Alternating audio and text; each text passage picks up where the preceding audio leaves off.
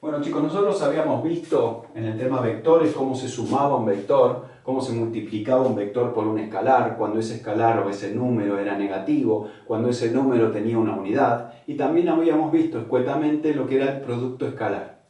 Ahora, nosotros lo que vamos a hacer es tratar de entender un poquito más el concepto de fuerza y vamos a avanzar sobre el concepto de trabajo y el concepto de energía. Cuando nosotros tenemos un cuerpo, supónganse este cuerpo flotando en el aire, ¿no? Imagínense que está flotando en el aire, imagínense un tejo que tiene una corriente de aire que lo mantiene flotando, y le aplicamos una fuerza. Si estaba detenido, este cuerpo va a sufrir una aceleración. ¿Qué quiere decir? Va a empezar a variar su velocidad. Ahora es cero y cuando le aplico una fuerza va a empezar a subir la velocidad y va a acelerar. Eso se acuerdan que era mi segunda ley de Newton, ¿no? Una de las leyes de Newton. Ahora, ¿qué sucede cuando este cuerpo está en un piso que tiene rozamiento? El rozamiento siempre se va a oponer a que yo mueva ese cuerpo. Si yo lo empujo para allá, para moverlo, tengo que al menos vencer la fuerza de rozamiento. El piso hace sobre este cuerpo una fuerza que va en sentido contrario al movimiento. Si lo muevo para allá, la fuerza de rozamiento viene para acá. Por ejemplo, en este dibujo tengo un cuerpo en el piso, vamos a dibujar el piso acá, este sería el piso, que lo quiero empujar hacia este lado. Me va a aparecer una fuerza de rozamiento en sentido contrario, que va a intentar oponerse a que lo mueva. Al menos para moverlo necesito hacer una fuerza igual a la fuerza de rozamiento. Estas dos fuerzas son colineales, pero en sentido contrario.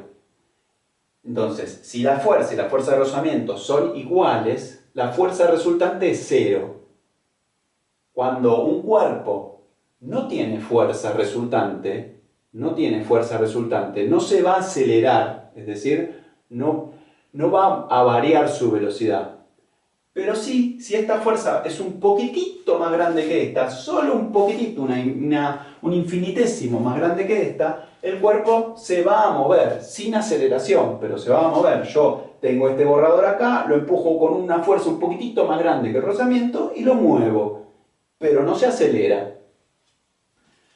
Bueno, se define como trabajo, el trabajo, al producto de la fuerza por la distancia. Ahora, este trabajo es el trabajo realizado por esta fuerza. O sea, un trabajo se define respecto de la fuerza que lo produce. Entonces, cuando yo aplico esta fuerza y venzo la fuerza de rozamiento, muevo el cuerpo de acá hasta acá. Si lo muevo a una distancia d, el trabajo es la fuerza por la distancia. Nosotros estamos siempre pensando en los módulos. O sea, el trabajo es un escalar. El trabajo no es un vector, es un número, un escalar. Y ya vamos a ver la unidad. Y fuerza, la fuerza por la distancia, pero tenemos que tener en cuenta varias cosas.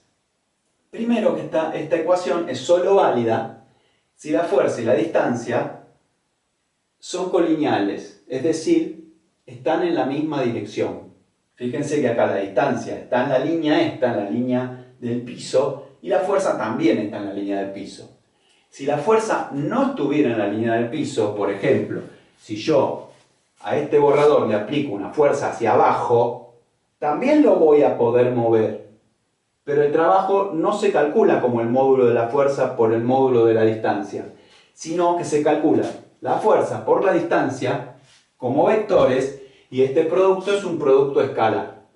Ahí va a aparecer un coseno del ángulo y como yo no los quiero complicar, nos vamos a quedar siempre con el concepto cuando la fuerza y la distancia son colineales, acuérdense. Ahora, si la fuerza Por ejemplo, si yo aplico una fuerza para allá, pero el cuerpo se mueve en sentido contrario, entonces el trabajo es negativo. Lo que se hace es ponerle solo un signo menos. Ya lo vamos a ver en otro de los ejemplos. Bueno, entonces, el trabajo es la fuerza por la distancia. Y fíjense que esto tiene relación con el concepto que nosotros tenemos de trabajo. ¿Qué es el trabajo? Si nosotros queremos mover una bolsa de cemento de 50 kilos, 1 metro, tenemos que hacer una fuerza para empujar la bolsa de cemento 1 metro. Y nuestro trabajo será esa fuerza que hacemos por 1 metro. Si nosotros aumentamos, en vez de mover una bolsa de cemento, queremos mover una locomotora, entonces necesitaremos hacer más fuerza. Por lo tanto, si la fuerza aumenta, aumenta el trabajo. Yo hago más trabajo si muevo, en vez de una bolsa de cemento, 20 bolsas de cemento, 1 metro. Y si en vez de moverlas 1 metro, la quiero mover 10 metros, también hago más trabajo. Entonces, este concepto de trabajo está muy relacionado con el concepto intuitivo que nosotros tenemos de trabajo. Bueno, ¿cuál es la unidad en la que se mide el trabajo? Fíjense que el trabajo, la unidad del trabajo, vamos a ponerlo acá arriba, la unidad del trabajo es la unidad de la fuerza, que es el newton, por la unidad de la distancia. Ustedes saben que la unidad de la distancia es el metro. Entonces, un newton metro o un newton por metro, acuérdense que cuando digo por siempre es un producto. Un producto. Claro. Entonces, newton metro o newton por metro se bautiza como joule, J. J es igual a joule. Entonces, un joule es un newton por metro o un newton metro. Bueno, bien, habiendo visto esto, vamos a ver cómo vamos con el tiempo. Vamos a ver qué sucede cuando la fuerza que hago la hago para vencer al peso de un objeto. Supongamos que yo tengo un objeto acá, en el piso, que va a tener un determinado peso. Para poderlo subir hasta esta altura, esta distancia de, ¿yo qué necesito? Por lo menos necesito hacer una fuerza F que sea igual al peso. Al menos, para poder subir el borrador, tengo que aplicar una fuerza hacia arriba que sea igual al peso que este objeto hacia abajo. Entonces, cuando aplico esa fuerza de F, lo puedo levantar. Sin aceleración, acuérdense que el peso y la fuerza son iguales y por lo tanto la fuerza resultante sobre el borrador es 0. Entonces lo muevo pero sin ninguna aceleración. Cuando realizo esta fuerza y llevo este objeto de esta altura a esta otra, generalmente la altura se pone con H, pero nosotros lo vamos a poner con D para mantener la misma nomenclatura que arriba. Cuando lleve este objeto de aquí hasta aquí, voy a haber hecho un trabajo. Esta fuerza F va a haber hecho un trabajo. Vamos a llamar a este punto A y a este punto B. El trabajo de la fuerza F realizado entre el punto A y el punto B va a ser igual a mi fuerza F, que es la que tuve que hacer, por la distancia D.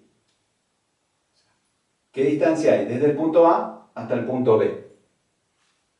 Vamos a poner una rayita acá para que se vea. Bueno, ahora, ¿Qué sucede si ahora sigo manteniendo la fuerza F hacia abajo, pero en vez de seguir subiendo hacia arriba, lo vuelvo a bajar? Lo vuelvo a bajar. El trabajo realizado por la fuerza F, pero ahora de B hacia A,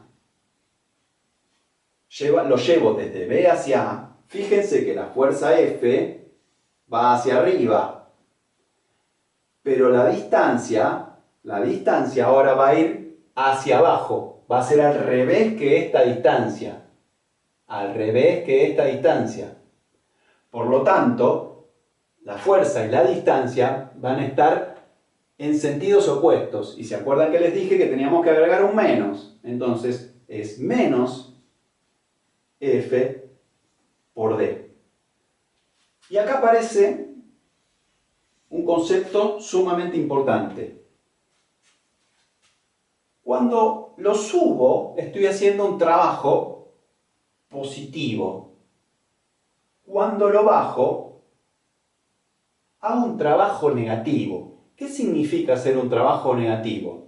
Bueno, hacer un trabajo negativo significa que la fuerza F me está devolviendo el trabajo que hice antes.